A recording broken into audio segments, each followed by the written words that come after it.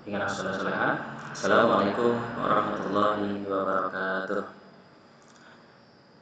Pada kesempatan kali ini kita memasuki materi bab ke-6, yaitu tentang mari belajar Al-Quran surat Al-Ma'un. Oke, saya yakin semuanya sudah hafal tentang surat Al-Ma'un yang sudah kita sering murojaah di sekolah tentang surat Al-Ma'un. Saya yakin kita sudah hafal. Oke, ini ya tentang surat Al-Ma'un. Mari kita sebelum ke materi kita membaca dulu surat Al-Ma'un. A'udzu billahi minasy syaithanir rajim. Bismillahirrahmanirrahim. Ara'aital ladzi yukadzibu bid-din فذلك الذي يدع اليتيم ولا يحض على طعام المسكين فويل للمصلين الذين هم عن صلاتهم ساهون الذين هم يراءون ويمنعون الماعون صدق Allahul Azim. Nah, inilah anak-anak surat Al-Ma'un yang diawali dengan Ara'aital ladzi yukadzibu biddin. Nah, mari kita perbaiki untuk bacaannya. Ketika kita membaca surat harus benar-benar kita itu tahu bacaannya gimana, panjang pendeknya, dengungnya. Nah, oke.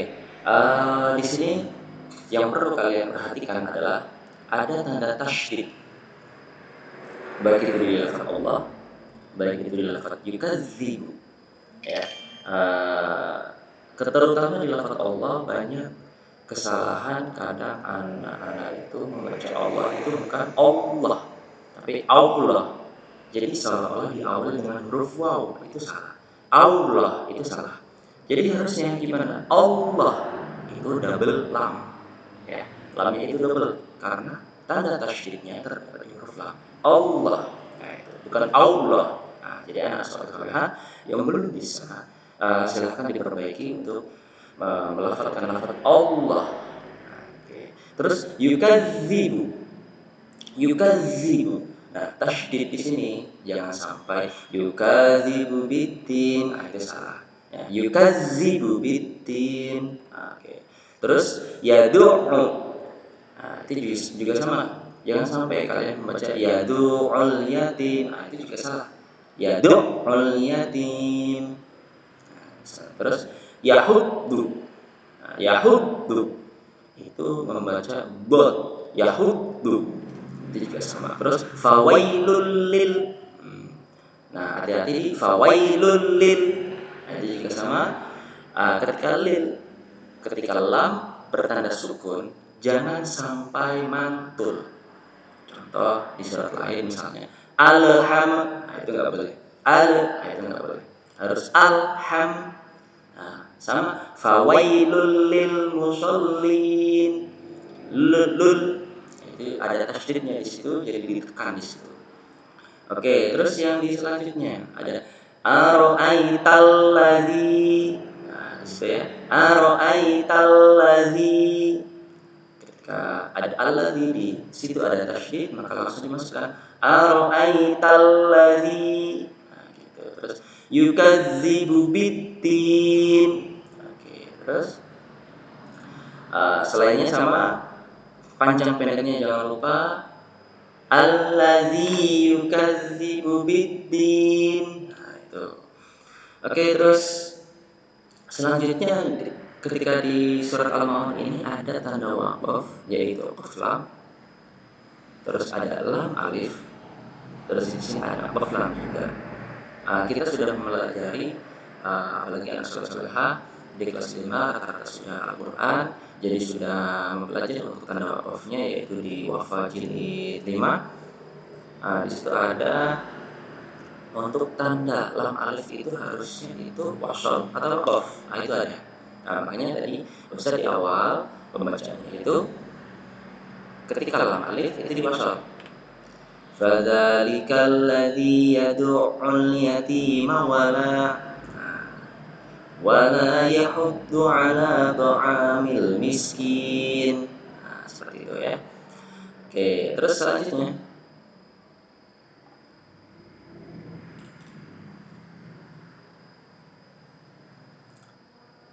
fawailul lil musallin.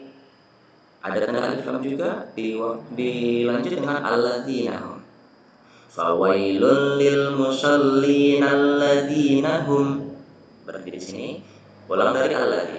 Alladzina hum an shalatihim sahun alladzina hum. Seperti itu.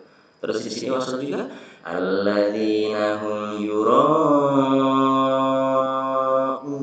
wa yamna'unal ma'un.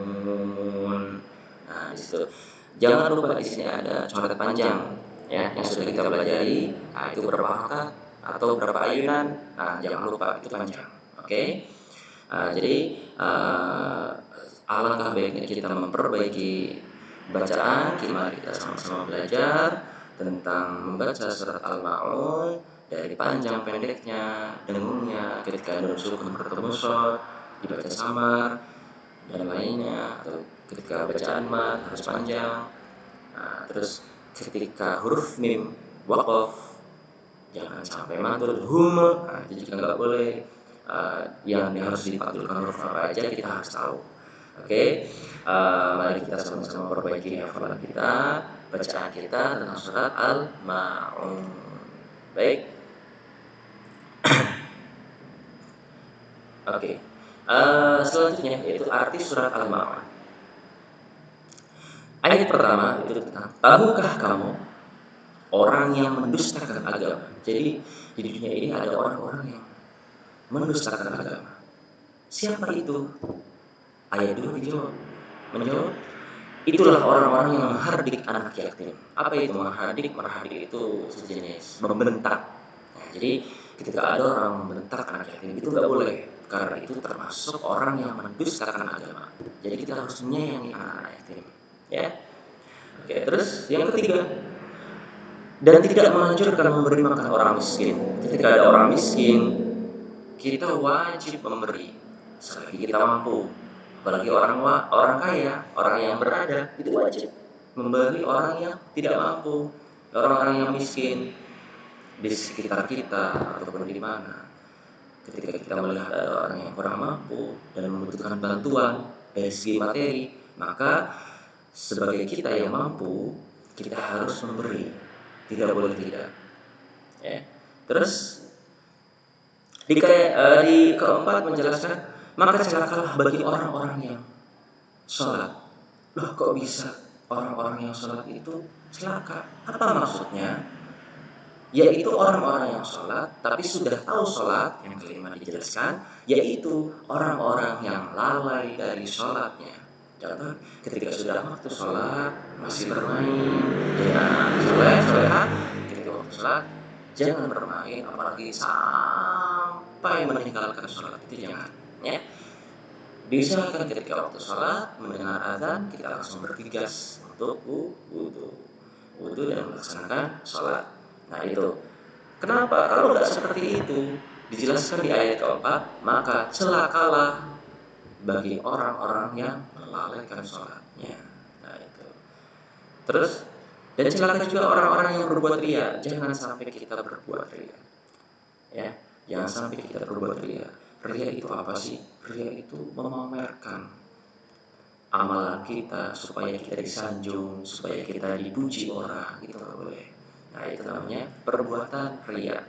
Misal ketika kita bersedekah, sedekah kita misalnya 1 juta, kita langsung memamerkan kepada teman-teman kita, woi saya habis sedekah 1 juta, itu nggak boleh. Ya, nggak boleh berbuat ria. Ya. Terus ayat yang terakhir, dan enggan menolong dengan barang yang berguna. Ya, jadi enggan menolong. Jadi kalau kita nggak berbuat menolong, itu juga sama kita celaka, apalagi kepada orang yang membutuhkan. Ketika ada orang yang butuh bantuan kita, sebisa mungkin kita harus menolong, apalagi dalam kebaikan, itu wajib kita menolong.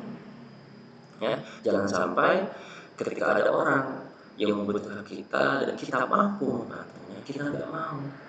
Ya, kenapa? Karena manusia ini manusia sosial, apa disebutkan adalah termasuk sosial, manusia sosial. Jadi saling membutuhkan dari pertama kita lahir sampai kita mati nanti, meninggal nanti, kita tetap membutuhkan orang-orang yang ada di sekeliling kita. Contoh, pas kita lahir, nggak mungkin kita lahir sendirian, nggak mungkin. Pasti dengan bantuan dokter. Ketika kita kecil nggak mungkin kita itu belajar sendiri berjalan, itu nggak mungkin. Pasti kita dilatih berjalan sama siapa? Sama orang tua kita. Kita sekolah sekarang nggak mungkin kita itu sekolah sambil nyari duit sendiri, apalagi di SD nggak mungkin. Siapa yang menolong kita belajar di sekolah SD dengan mengeluarkan biaya? Siapa yang mengeluarkan biaya?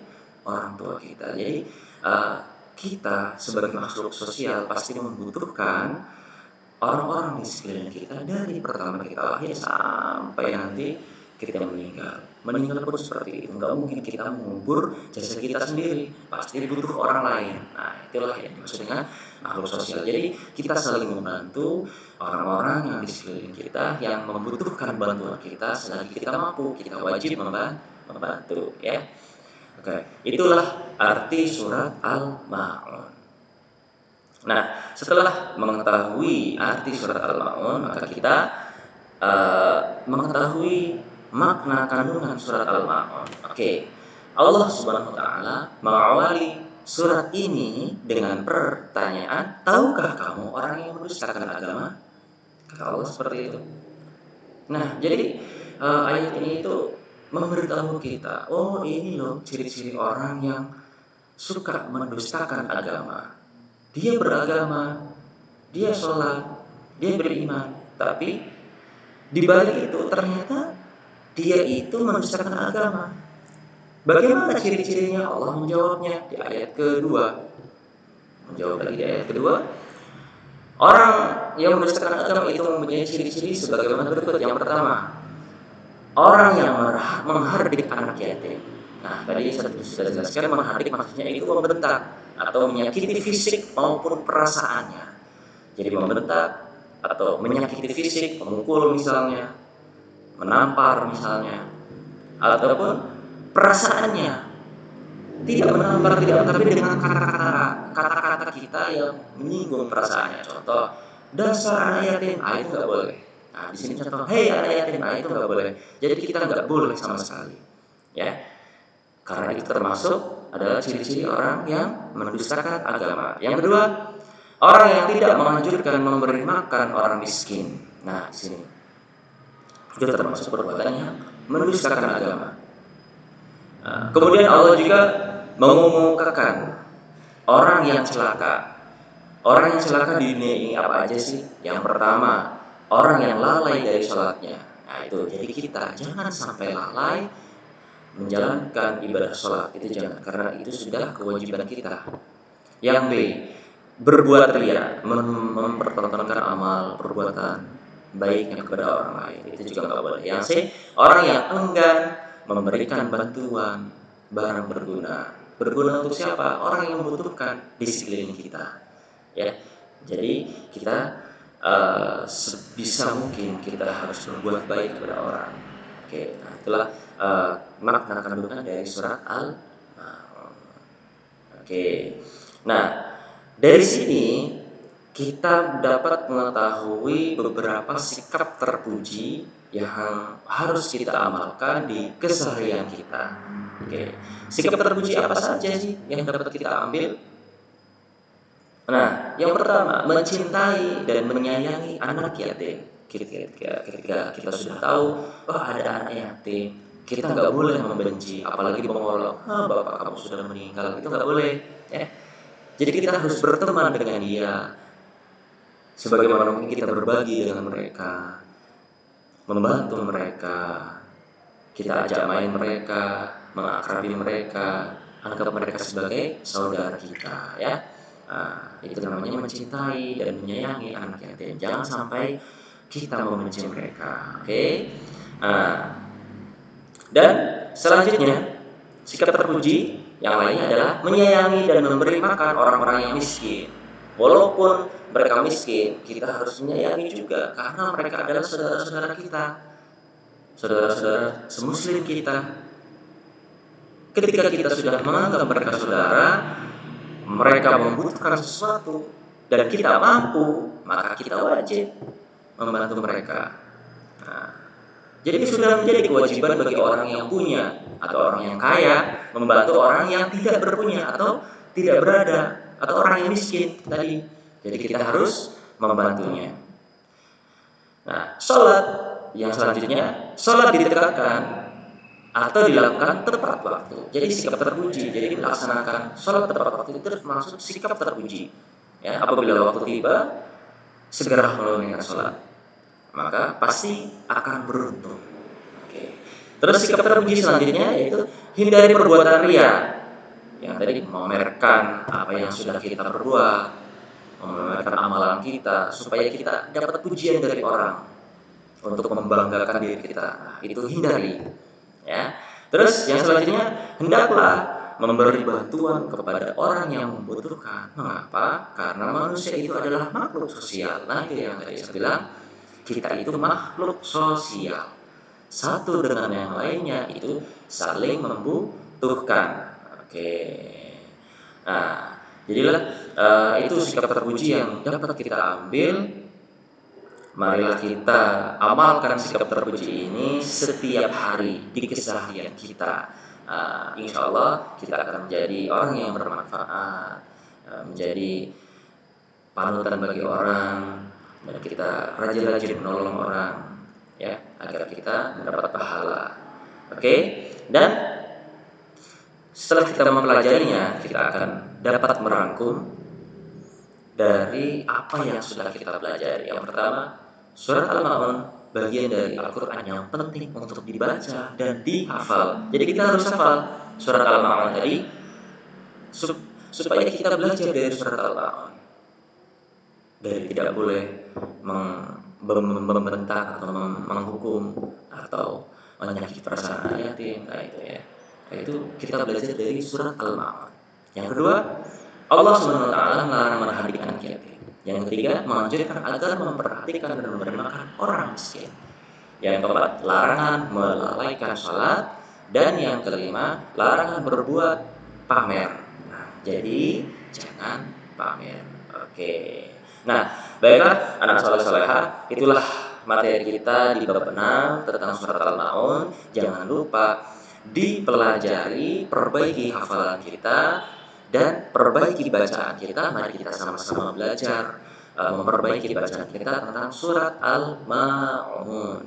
Ya, nah, terus jangan lupa di buku itu ada beberapa yang harus kalian kerjakan dari melatih kita untuk menulis surat Al-Maun situ ya. Nanti juga kerjakan tugas yang sudah diupload di Classroom nanti. Oke, jangan lupa. Dan untuk memperbanyak wawasan kita, maka jangan lupa membaca. Dibaca lagi, dipelajari lagi. Jangan sampai kita tidak tahu apa yang sudah Ustaz sampaikan, ya.